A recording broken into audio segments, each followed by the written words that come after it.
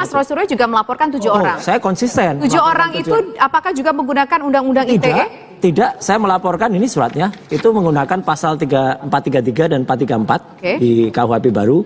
Itu merupakan perwujudan dari kalau dulu 310, 311 di KUHP lama. Jadi sekarang enggak, saya tidak menggunakan undang-undang ITE. Karena apa? Tadi kenapa kami menghadirkan Prof. Henry?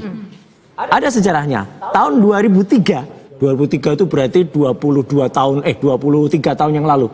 Ya, saya dan Prof. Henry itu masuk dalam yang namanya TKTI, Tim Koordinasi Telematika Indonesia. Prof. Henry nomor 3, saya nomor 9. Dan ini nama saya pribadi di sini, RM Roy Suryo. Prof. Henry staf ahli Menkominfo waktu itu, zaman Pak Samsul Muarif. Artinya, kami waktu itu yang membentuk membuat undang-undang ITE, karena Indonesia akan diancam, kalau tidak memiliki undang-undang ITE, kita akan masuk e-commerce, kita akan di-ban.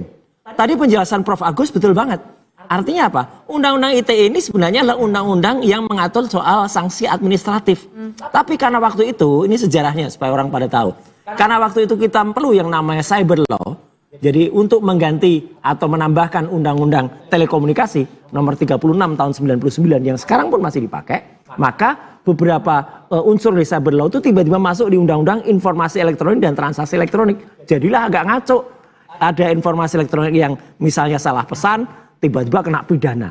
Dan makanya apalagi dengan pasal 32 dan 35 yang kalau dilihat di sini Mbak Tisa dan semua pemirsa Garuda TV adalah pasal-pasal ini adalah di sini misalnya tadi yang disampaikan oleh kenapa nggak tepat 32, 35 tadi ya? Karena setiap orang yang sengaja dan melawan hukum dengan cara mengubah, menambah, mengurangi, melakukan transmisi dan lain sebagainya.